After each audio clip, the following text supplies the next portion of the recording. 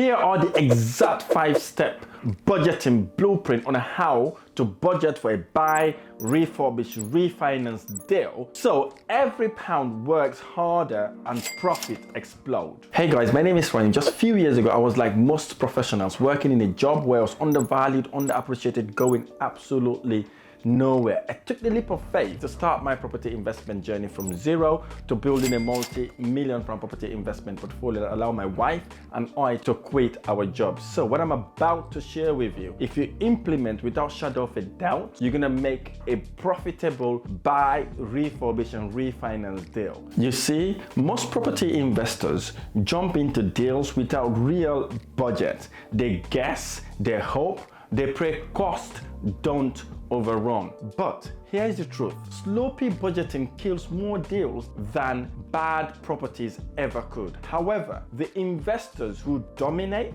they know their numbers before they even make an attempt to put an offer for a property deal. That's the difference between cash cow and cash drain. Step 1, purchase price plus 15% buffer. You see, when I buy my properties, I don't pay full asking price. I always negotiate for 10 to 15% below market deal.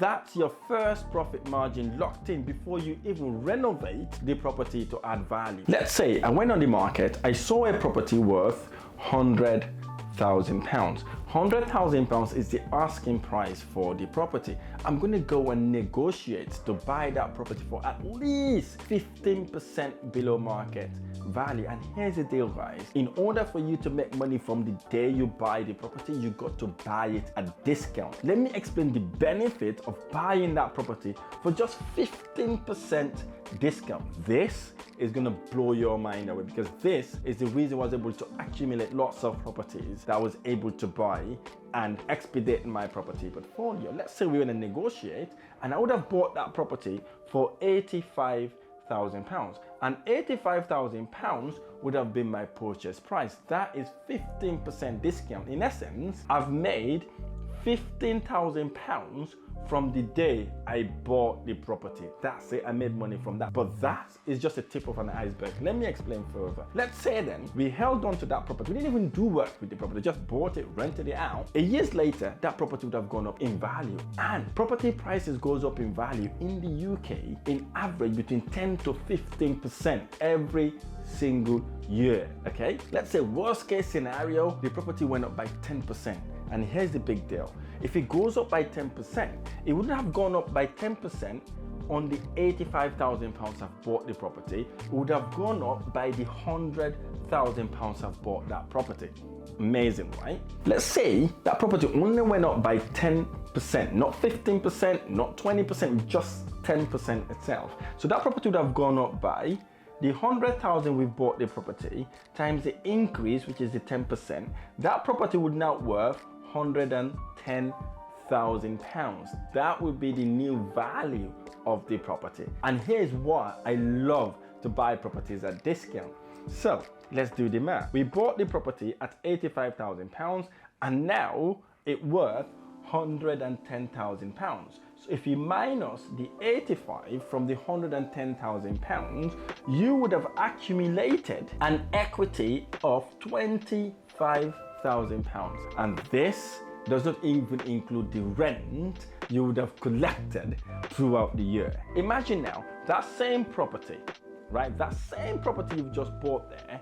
Let's say you rented that property and you're making at least £500 net profit on it. Times that by 12, you would have made £6,000 profit on the rental income you would have received. Add that up, you would have made £31,000 from one single property deal. Oh, sorry for interrupting this video. I just wanted to draw your attention to a guide I've just created. This guide is for you if you're looking to start and scale in property investment and you've got questions that you want to ask in order to start your property investment. This guide is the ultimate guide to start and scale in property investment journey. I talk about the different type of investment strategies. I also discuss the 11 ways you can raise finance to make any property no money down deals. And and the type of properties to buy in order to generate a serious return in your investment. And I'm giving this book away for completely free of charge, no string attached, nothing, absolutely free. Click the link on the description of this video to get your free guide now. We've only got a limited number of these copies available as well, so click the link to get your guide now. Let's get back to our video. Step 2, renovation budget. You see, in order for you to be able to have a property that's really valuable and makes you lots of money, you got to be able to understand the figures, the numbers, that the return that property would make you, or the amount of investment you're putting into that property, in order to know whether you're making money on it or you're making a loss, or to be able to attract investors to work with you to build your property portfolio. And this is where most investors get it absolutely wrong.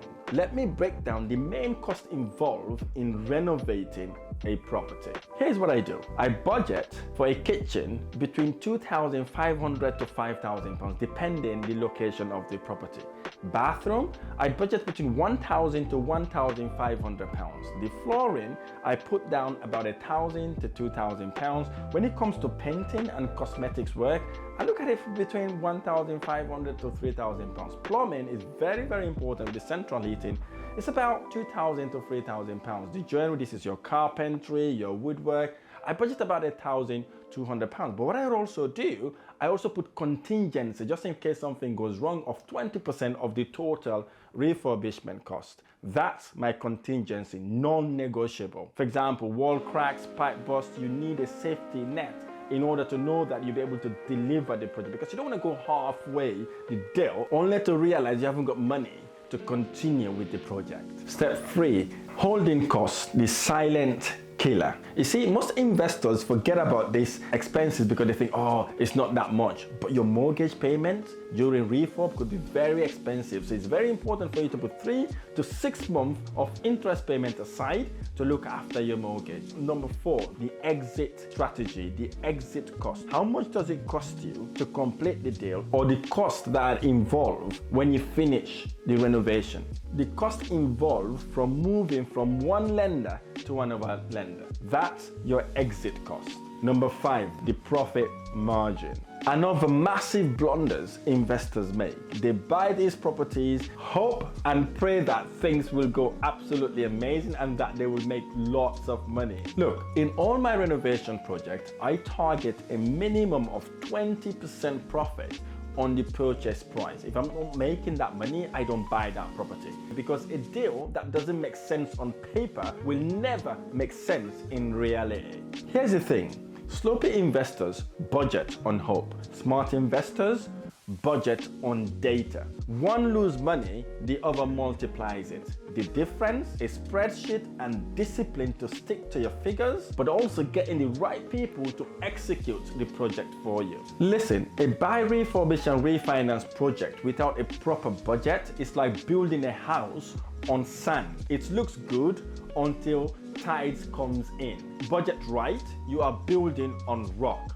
Look, if you like to make, manage and multiply income through investment property, I would love to invite you to a free one-to-one consultation with one of my specialists to see how I may be able to help you use property as a vehicle to make passive recurring income. If you like this video or any of my videos, smash the like button below, subscribe to my channel for more amazing videos. I look forward to sharing the next one.